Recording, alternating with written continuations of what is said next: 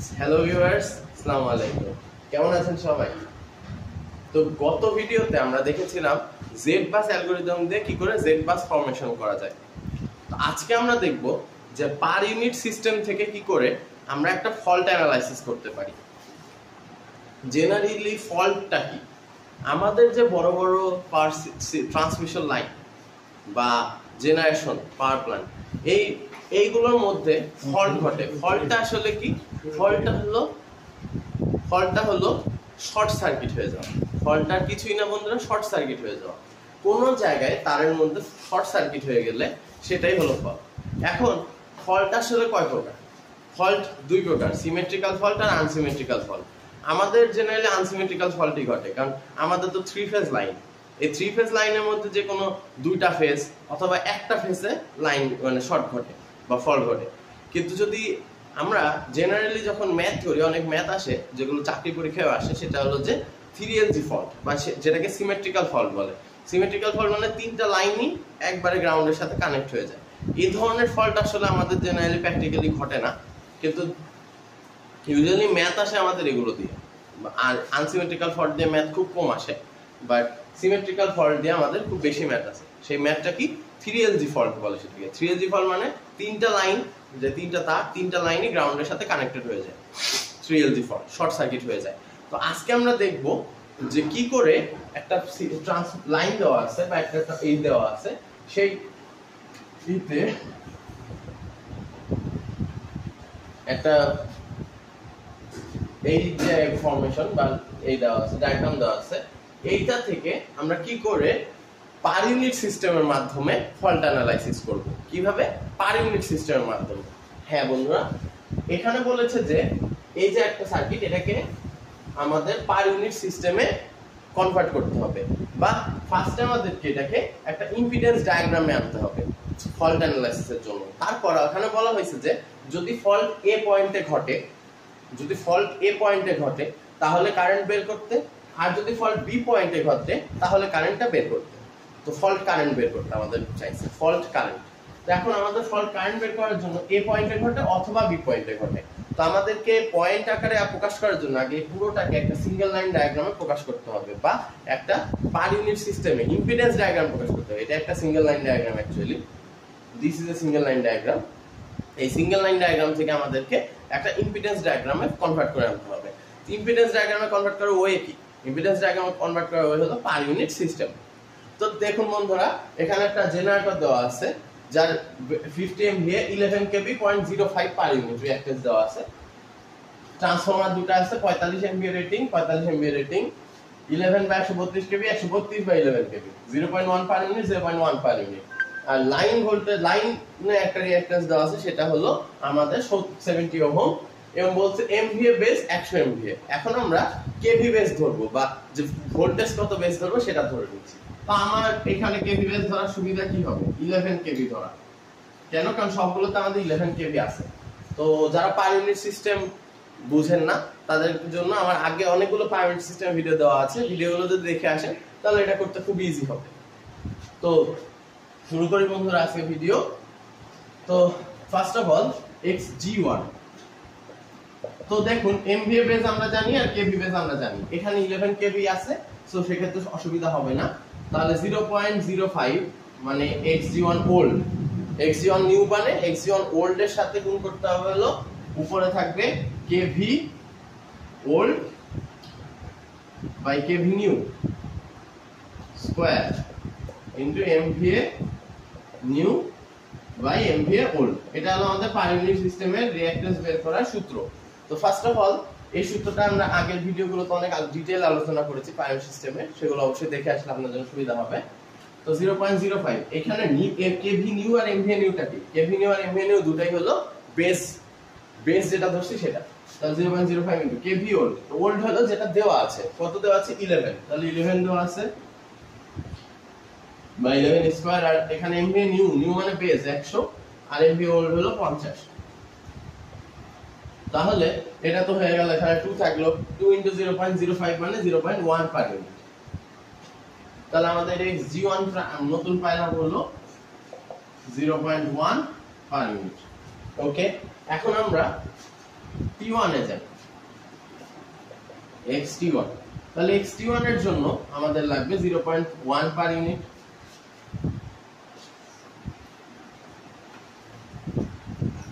0.1 per unit, তো 0.1 হলো old, 0.1 হলো ওল্ড ইনটু আমরা এই সাইড থেকে হিসাব করতেছি, তো এই সাইডকে T1 কে যদি ভাগ করি তাহলে 11 কেভি পর্যন্ত থাকবে, 132 কেভি ওই সাইডের বেস, 11 কেভি এই সাইডের বেস হলো সব low voltage side, low voltage সাইডে, আর হাই ভোল্টেজ সাইডের দিকে থাকবে। তা লো ভোল্টেজ সাইড 11 কেভি, তাহলে 11 কেভি এই পুরাটুকু এই ফরমেশনে যদি আমি এই পর্যন্ত ভাগ করি তাহলে এই সাইডটা 11 কেভি আর ওই সাইডটা 132 কেভি হিসাব করতেছে, তো এই সাইড 11 কেভি বেস, তাহলে 11/11 স্কয়ার ইনটু 100/45, তাহলে কত হয় আমরা দেখি, 0.1 into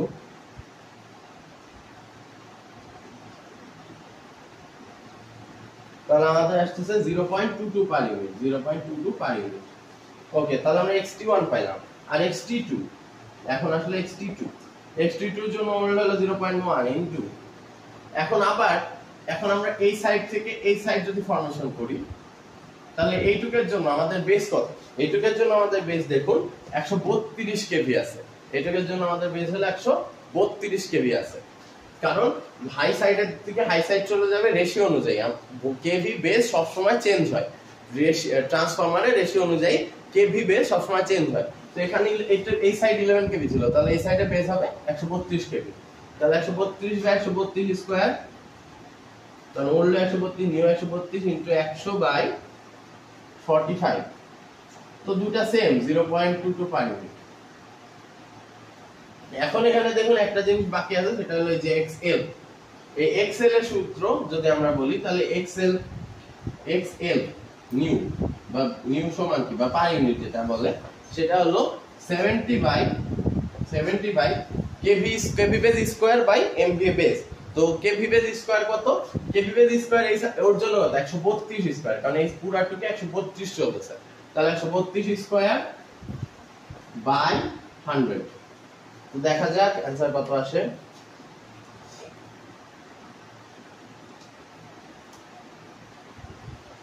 (0.4 per unit, 0.4 per unit, তাহলে এখানে আমরা লিখে ফেলি xt1 সমান 0.22, xt2 সমান 0.22 আর xl হলো 0.4। ওকে, তো এখন এটা মুছে দিয়ে আমরা এটাকে একটা ইম্পিডেন্স ডায়াগ্রামে ফর্ম করি।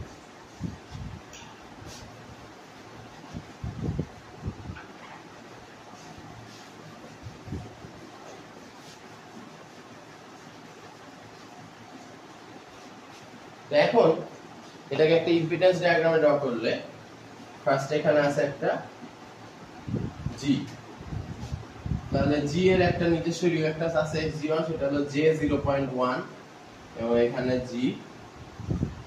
G1, এরপরে T1 এর একটা রিঅ্যাক্ট্যান্স তৈরি হয়েছে, একটা ট্রান্সফরমারকে সিঙ্গেল একটা রিঅ্যাক্ট্যান্সের মাধ্যমে প্রকাশ করা যায়, তো T1 হলো J0.22 এবং এখানে কি XL চলবে, XL কত J0.4 এবং এখানে J0.22 হলো XT2, আর কিছু তো নেই, তাহলে আমরা একসাথে লাগিয়ে দিলাম।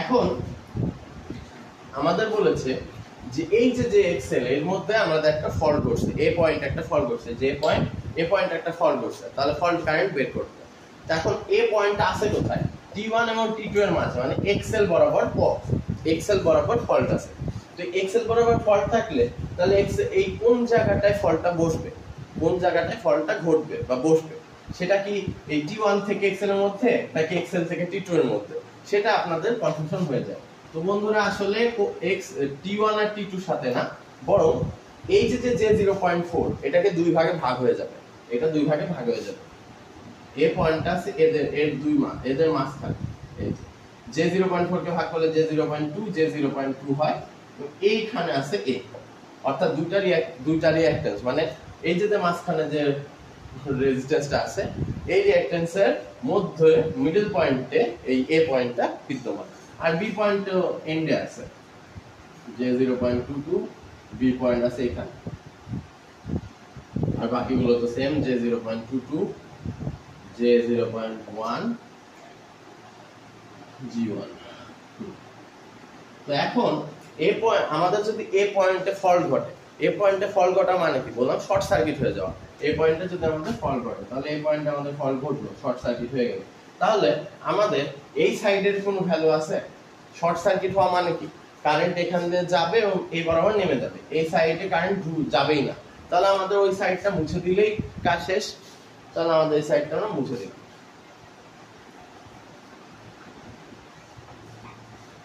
এখন এই যে G1, এখানে একটা ভোল্টেজ আছে না, ভোল্টেজ তো ফর্ম করছে, সেই ভোল্টেজটা কত? এই দেখুন, এই সহজ কথা, খুবই ভোল্টেজ বের করা। VG1 সমান 11/11 সমান 1 পার ইউনিট। তাহলে এখানে একটা ভোল্টেজ আছে 1 পার ইউনিট ভোল্টেজ, তাহলে এটা হলো 1 পার ইউনিট ভোল্টেজ। তাহলে এখানে একটা I যদি ধরি, IF ফল্ট কারেন্ট, তাহলে IF সমান কত হবে? সিম্পল, IF সমান হবে 1 বাই, সব এগুলো সব সিরিজে আছে, তাহলে J 0.1 plus J 0.22 plus J 0.2। তাহলে কত হয় দেখা যাক।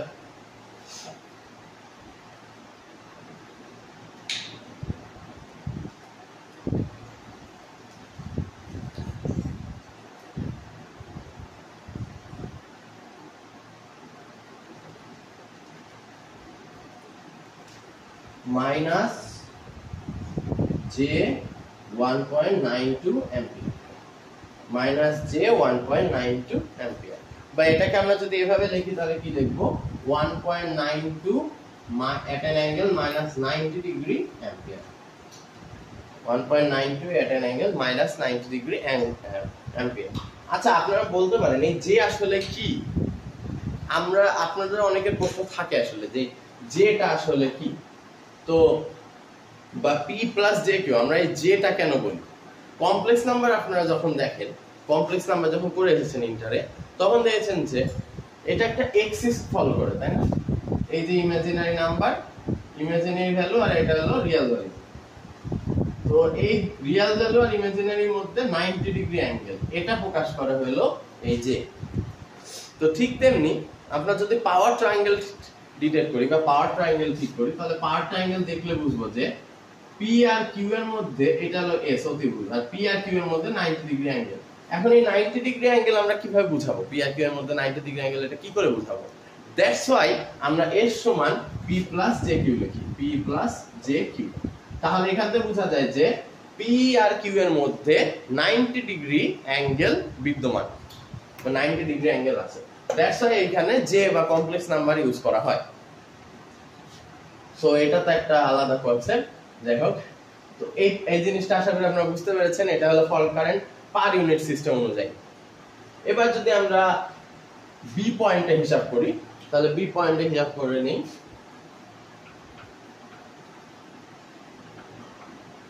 বি পয়েন্টের জন্য আমাদের একটু দরকার পড়বে না।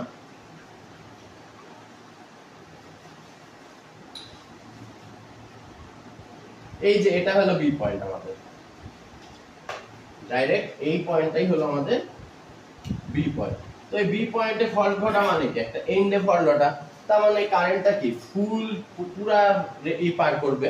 তাহলে বি পয়েন্ট এট বি, ফল্ট এট বি পয়েন্ট, ফল্ট কারেন্ট এট বি পয়েন্ট,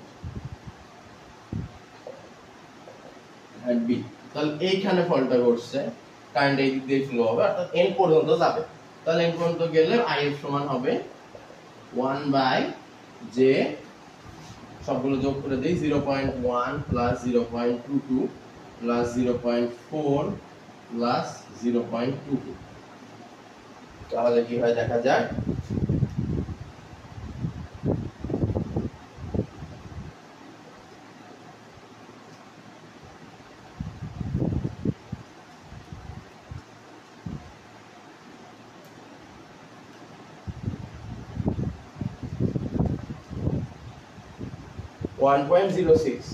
তাহলে মাইনাস জে 1.06 অ্যাম্পিয়ার, বা বলা যায় 1.06 at an angle minus 90 degree ampere. এটাই আমাদের পার ইউনিট সিস্টেম বের করার পরে উৎপন্ন ফল্ট কারেন্ট। তো আশা করি বন্ধুরা বুঝতে পেরেছেন যে পার ইউনিট সিস্টেম ইউজ করে আমরা একটা পুরো সিঙ্গেল লাইন ডায়াগ্রামকে একটা ইম্পিডেন্স ডায়াগ্রামে কনভার্ট করে খুবই সহজে ফল্ট কারেন্ট নির্ণয় করতে পারি। তো বন্ধুরা আজকে এই পর্যন্তই। ধন্যবাদ সবাইকে। আসসালামু আলাইকুম।